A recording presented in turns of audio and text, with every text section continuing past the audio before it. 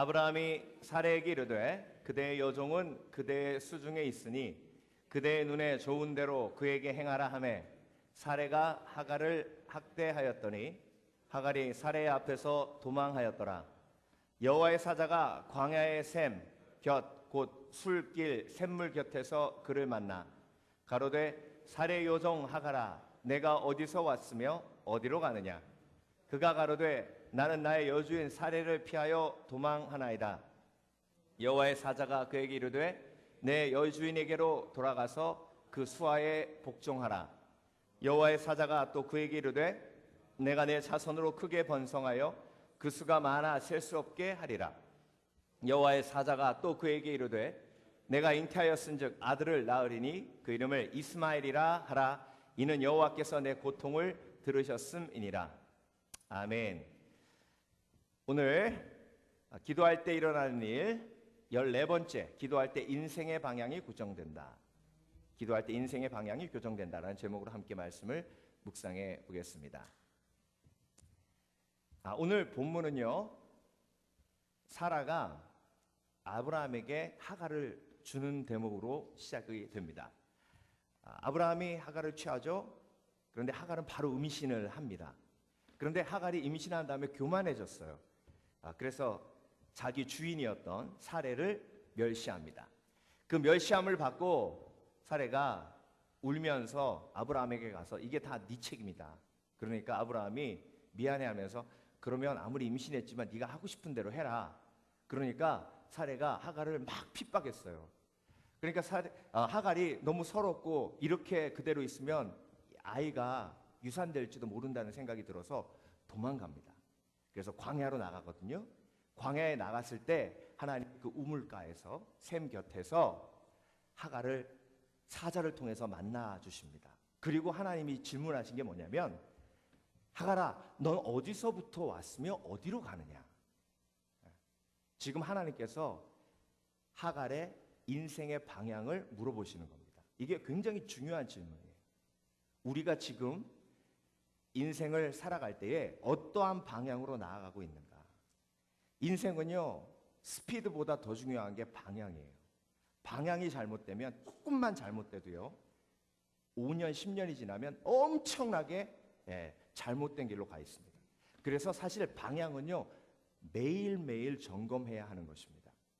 인생의 방향이 잘못되는 이유는요 우리가 고난을 닥쳤을 때 그리고 우리가 욕심이 생겼을 때 그렇게 잘못된 길로 가요. 지금 하갈이 사레가 핍박하니까 도망와가지고 광야로 나왔어요. 근데 이 길은요 사는 길이 아니에요. 어떤 길이에요? 죽는 길이에요. 그런데 우리는 어려운 일이 생기면요 사는 길이 아닌 죽는 길로 막 뛰어가요. 잘못된 길로 가는 거예요. 그런데 그게 잘못된 길인지도 몰라요. 그런데 하나님은 그 잘못된 길로 우리가 나아갈 때 어떻게 움직이세요? 사랑하시니까 천사를 보내시고 사자를 보내셔서 우리를 기도의 초소로 이끌어 오십니다. 기도의 초소로 오면 하나님 우리한테 뭐라고 물어보세요? 네가 어디로부터 와서 어디로 가느냐. 그러니까 하갈이 뭐라 그래요? 사레가 나를 핍박하니까 나 도망가고 있습니다. 그랬더니 하나님이 정확하게 방향을 교정해 주십니다. 네가 지금 이쪽 길로 가는 게 광야로 가는 게 사는 길이 아니야. 너는 지금 다시 사레가 있는 곳으로 돌아가야 돼. 그런데 네가 지금 도망가는 이유가 사레가 너를 핍박해서가 아니라 네가 사레에게 불순종해서야. 그러니까 돌아가서 사레에게 뭐 하라고 하시는 거예요? 그 수하에 복종하라 하신 거예요. 그러니까 여러분 인생의 방향이 교정될 때요 인생의 방향이 흐트러진 이유까지 하나님께서 말씀하세요. 여러분이 도망가면 더 행복할 것 같아요. 도망가는 삶이 절대로 행복하지 않기 때문에 하나님이 교정해 주시는 거예요. 교정해 주시면서 하나님 뭐라고 하셨어요? 내가 너의 아들의 자손을 축복하리라는 거죠. 그리고 너의 아들의 이름을 이스마엘이라 하고 하나님께서 너의 아픔을 보셨다라고 위로해 주시는 겁니다. 여러분 그래서 오늘도 주 앞에 우리가 인생의 방향을 교정받는 지혜가 있으시길 주의 이름으로 축원합니다. 우린 다 죄인이잖아요. 죄인의 가장 큰 특징이 뭐예요? 우리는 다 양 같아서 그릇 행하여 각기 제 갈 길로 갔거늘 하나님은 우리 무리의 죄악을 그에게 담당시키셨도다. 그러니까 제갓길로 가는 게 뭐예요? 죄악이에요. 죄악길로 각기 제갈 길로 가는 것이 죄악인데 그 죄악이요 절대로 행복한 길이 아니라는 거죠. 그렇기 때문에 하나님이 우리의 인생의 방향을 교정해 주신 거예요. 근데 그 교정하는 일이 어디서 벌어진다고요? 기도할 때. 기도할 때, 예수님과 만나서 대화할 때, 십자가로 나올 때, 십자가로 나오는 인생의 방향이 모든 인생의 방향을 교정시키는 하나님의 가장 큰 은혜를 누리는 핵심이에요. 사도 바울이 다메섹 도상에서 예수님을 만났어요. 그런데 다메섹 도상이란 그 방향이 어느 방향이냐면 예수 믿는 사람들을 뭐하러 가는 방향이에요? 죽이러 가는 방향이에요. 예수 믿는 사람 죽이는 게 자기도 죽는 거예요. 지금 사도 바울은 죽으러 가는 방향으로 가는 거예요. 죽는 방향으로 가고 있는 거예요. 그런데 예수님이 사도 바울을 만나셔서 인생의 방향을 교정시켜 주시는데 죽이는 삶에서 살리는 삶으로 교정시켜 주세요. 여러분 예수님 만나고 여러분의 인생의 방향이 바뀐 줄 믿습니다. 내 인생이 살리는 인생으로 뒤집어진 줄 믿습니다. 로이 위젤이라는 풋볼 선수가 있어요. 이 미국의 풋볼 역사 중에 가장 유명한 사람 중에 한 사람입니다. 근데 이 사람이 잘해서 유명한 게 아니에요. 1929년에 매년 초에 로즈볼에서 풋볼 경기 크게 하죠. 그때도 USC하고 그리고 조지아 텍 이 두 팀이 풋볼 경기를 하는데요. 1929년이면 아주 오래전이잖아요. 근데 이 로이 위젤이 갑자기 상대편에서 공을 딱 떨어뜨리니까 그 공을 딱 잡고 뛰기 시작했는데요. 75야드를 뛰었어요. 엄청 뛰었죠. 바로 터치다운 하기 전에까지 뛰었어요. 근데 터치다운 하기 전에 자기 팀 선수가 자기를 붙들어가지고 터치다운 못했어요. 그 순간 막 화가 나가지고 왜 잡아 봤더니 반대로 뛰었어. 반대로. 근데요 그게 벌써 몇 년 전입니까? 29년이면 거의 지금 80년 전이잖아요. 유튜브에 가셔서 로이 위젤 치면요 반대로 뛰는 그 텔레비전 영상이 아직도 떠 있어요. 너무 황당하고 너무 웃기는 일이니까 반대로 뛰는 게 말이 됩니까? 그러니까 그 게임이 전반 끝나고 막 고통스럽게 막 로이가 있고 그 누구도 위로를 못했대요. 근데 감독이 후반에도 뛰어라. 저건 도저히 뛸 수 없습니다. 뛰어라. 이번에는 절대로 반대로 뛰지 않을 것만 확실하지 않느냐. 그래서 후반도 뛰었대요. 근데 후반에 그렇게 열심히 잘 뛰었대요. 여러분 인생이 잘못 나가다가 방향이 교정되면요 그걸 회개라고 합니다. 회개. 인생의 의미도 달라지고요. 내가 잘못 뛴 것이 얼마나 창피하고 얼마나 온전치 못했다는 것을 깨닫게 돼요. 그래서 예수 믿고 난 다음에 인생의 방향이 교정되면 더 열심히 더 의미 있게 인생을 살아갈 수 있는 겁니다. 그래서 여러분 오늘도 우리가 기도할 때에 하나님께서 우리의 인생의 방향을 교정시켜 주시는 줄 믿습니다. 우리는 인생의 방향이 올라가요. 하늘나라로 향하는 하늘나라로. 이 땅에서는 잠시의 삶을 사는 거예요. 빌리 그레이엄 목사님의 친구가 산을 아주 좋아하는데요. 처음 가본 산이라 조심스럽게 산행을 하다가 일행과 헤어졌어요. 그런데 처음 이 산이 미국 산이 얼마나 험합니까? 그래가지고 길을 잃었는데요. 방향을 잃은 거예요. 그럼 죽습니다. 잘못하면. 자기가 산을 그래도 좀 아니까 막 가슴 뛰는 마음으로 열심히 길을 찾다가 못 찾았는데 다행히 오두막 하나가 보여서 들어갔더니 그곳에 할아버지가 있어서 그 할아버지의 도움을 받아서 산을 내려왔어요. 근데 할아버지가 뭐라 그러냐면요. 젊은이 내가 산에서만 지금 30년을 살았는데 산에서 길을 잃으면 사람들은 보통 전부 다 밑으로 내려가려고 하네. 그런데 밑으로 내려가면 죽어. 산에서 길을 잃으면 무조건 위로 올라가 정상으로 올라가야 되네. 정상에 올라가서 전체를 바라보고 그 전체를 바라볼 때에 어느 쪽으로 내려가야 내가 살 수 있는지를 알 수 있다네. 그러니까 여러분, 정말로 하나님이 상식적으로 우리가 가야 할 길로 가야 되면요, 인도하심이 필요 없어요. 사람들이 다 가는 길로 가야 살면 인도함이 필요 없어요. 근데 멸망으로 가는 길은 뭐 하다고요? 넓고 가는 사람이 많고, 예. 생명 구원으로 가는 길은 좁고 가는 사람이 적어요. 그렇기 때문에 하나님이 우리의 인생의 방향을 교정시켜 주셔야 우리가 사는 방향, 살리는 방향으로 갈 수 있습니다. 그래서 여러분, 매일매일 우리의 삶의 방향을 교정받으시는 지혜가 있으시길 주의 이름으로 축원합니다. 내가 죄인임을 인정한다면 나는 매일매일 내 갈 길로 가려는 욕심이 있고 내 갈 길로 가려는 죄악이 내 마음속에 도사리고 있어요. 그러니까 내가 매일매일 기도 속에서 하나님의 인도하심을 받아야 되는 줄 믿습니다. 그런데 자기만 잘못 가면 되는데 애들도 같이 끌고 가려고 그러니까 문제예요. 아니, 부모님이 잘못 가면 그냥 부모님만 가시라고. 근데 왜 애들까지 잘못된 길로 끌고 가냐고요. 에? 여러분, 확실히 올바른 방향은요, 예배로 가는 방향이에요. 예배로 가는 방향이 인생의 가장 중요한 방향이에요. 기도의 처소로 가는 방향이 인생의 가장 중요한 방향인 줄 믿습니다.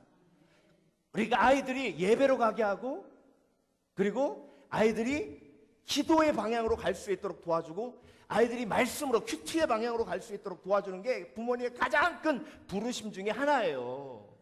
그러니까 아이 보고 자꾸 곁길로 나가지 말라고 하지 마시고 아이들이 올바른 방향으로 갈 수 있도록. 그럼 곁길로 나가지 말라 그러면 바른 길을 인도해 줘야죠.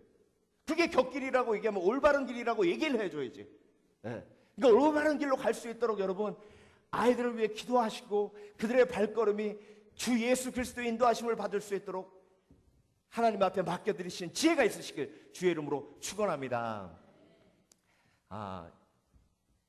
MBC 스페셜이라는 다큐멘터리가 있잖아요. 이 다큐멘터리 2012년에 김향숙 선교사님의 이야기가 나왔습니다. 샤론 안녕이라는 제목으로 나왔는데요. 이 김향숙 선교사님은 그 강원도에 그 광산집 딸로 태어났어요. 금광이 3개나 있었대요, 집에. 얼마나 부자입니까? 그런데 그렇게 부유하게 살다가 아버지가 금광이 갑자기 문을 닫으면서, 그리고 부도가 나가지고 정말 가난한 집 아이가 됐어요. 그래서 도시락도 제대로 못 사갔습니다. 어렸을 때부터 신앙생활 해가지고 도시락 못 먹을 때마다 화장실 들어가서 기도했답니다. 하나님, 저도 점심 잘 싸울 수 있는 그런 집에서 살게 해주세요. 앞으로 하나님께서 저에게 이런 아픔을 주셨으니까 나도 저같이 굶는 아이들을 돕는 그런 삶을 살겠습니다. 이렇게 기도하다 보니까 고아에 대한 마음을 하나님께서 주셨어요. 그래서 기도하다가 하나님께서 고아에 대한 마음을 주시고, 하나님께서 내가 잘 먹을 수 있도록 도와주시면 고아를 위해 살겠습니다, 이렇게 소원을 했대요. 근데 그걸 잊어버린 거예요. 공부하다 보니까 교수가 되고 싶어가지고, 하나님, 제가 신학교 교수가 될게요. 그러고 열심히 공부했는데 그 공부하는 과정 속에 다시 하나님의 인도하심을 받기 위해서 기도의 처소로 올라가는데 6일 금식 기도를 하는 거예요. 6일 금식 기도를 하는데 하나님이 교수의 길이 아니고 네가 옛날에 소원했던 고아를 돌보는 선교사가 되라고 비전을 주십니다. 이게 기도할 때 일어나는 일이에요. 기도할 때. 여러분, 내가 지금 잘못된 길을 가고 있지도 모른다라는 생각이 들 때는요, 작정 기도하시면서 금식 기도하세요. 3일이라도.